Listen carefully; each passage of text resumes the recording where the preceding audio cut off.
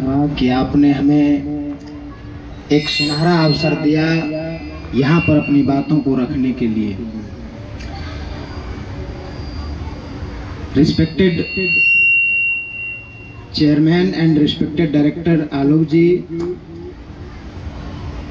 And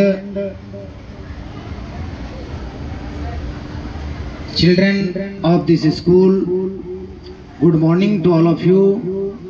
We all have come to celebrate this day, in which day we got independent in 1947, and now our country is independent and we all are free to do anything for our country's people which need। इसी के तर्ज पर मैं एक कहावत कहना चाहूंगा कि गूंज रहा है दुनिया में भारत का नगाड़ा, गूंज रहा है दुनिया में भारत का नगाड़ा, चमक रहा है आसमान में देश का सितारा। गूंज रहा है दुनिया में भारत का नगाड़ा, चमक रहा है आसमान में देश का सितारा। आजादी के दिन आओ मिलकर करें दुआ कि बुलंदी पर लहराता रहे यूं ही तिरंगा हमारा।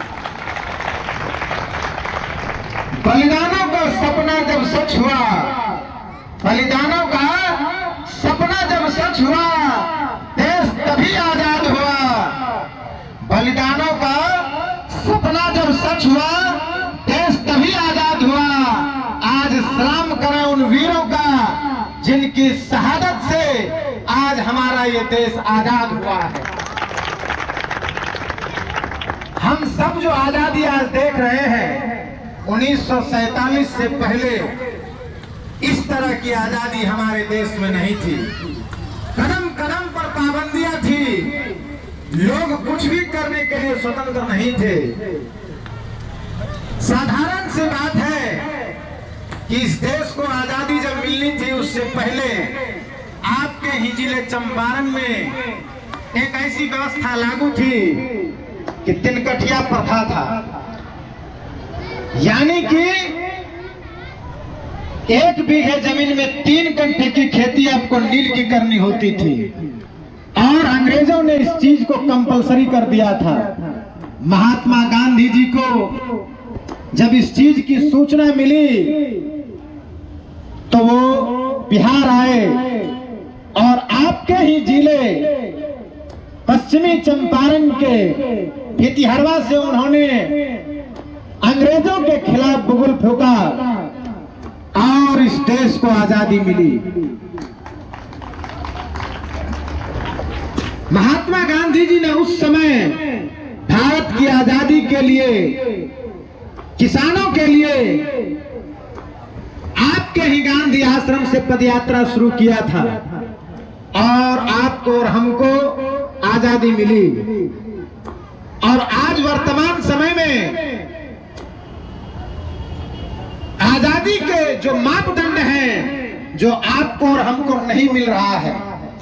आजादी तो हमको कई वर्षों पहले मिल गई, अभी हम लोग 78वां स्वतंत्रता दिवस मना रहे हैं, लेकिन आज वर्तमान समय में भी जो हमारे किसान भाई हैं वो आज भी परेशान हैं। आपने कुछ ही दिन पहले देखा होगा कि पूरे देश के किसानों ने हिंदुस्तान की मोदी सरकार के चक्के जाम कर दिए थे। कारण क्या है? कारण सिर्फ इतना ही है कि आज भी किसान परेशान है।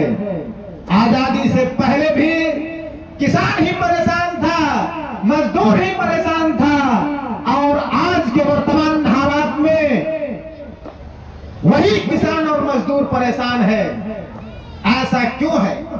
ऐसा केवल इसलिए है क्योंकि आपने और हमने केवल सत्ता का परिवर्तन किया है। सत्ता में लोग बैठ तो जाते हैं, लेकिन देश की वर्तमान जो स्थिति है कि किसानों के बच्चों को पढ़ने की अच्छी व्यवस्था नहीं है।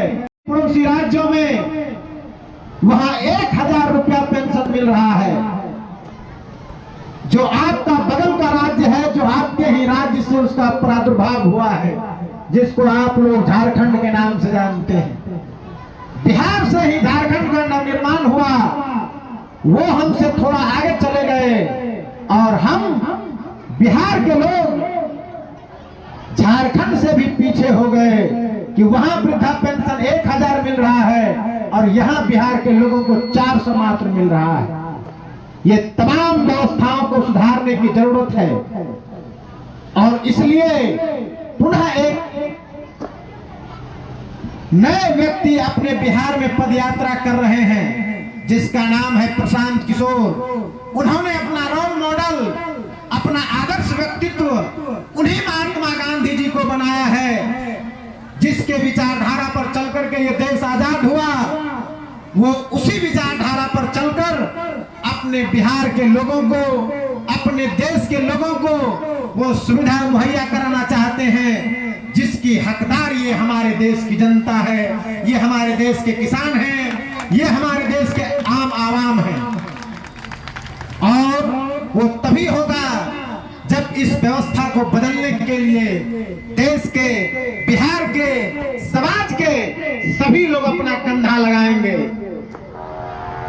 मैं कहावत कहना चाहूंगा कि खुद की आरज़ू पूरी करने के लिए इस संसार में सभी अपने कर्म पथ पर चलते हैं, लेकिन महात्मा परमात्मा वो पुरुष होते हैं जो अपने लिए नहीं औरों के लिए चलते हैं। जब वो औरों के लिए चलते हैं तभी समाज का भला होता है, तभी समाज का हित होता है, तभी समाज का उत्थान होता है।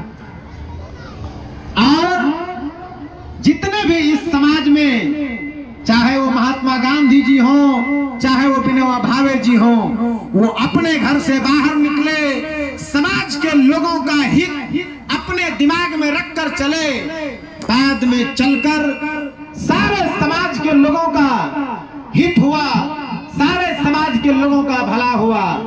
ठीक उसी प्रकार आपको और हमको, सबको मिलकर के इस भारत को महान बनाना होगा, सबको मिलकर के प्रयास करना होगा, तभी जाकर के ये भारत देश समृद्ध बनेगा, महान बनेगा।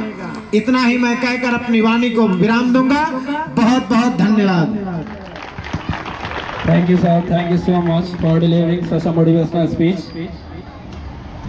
You have really motivated us.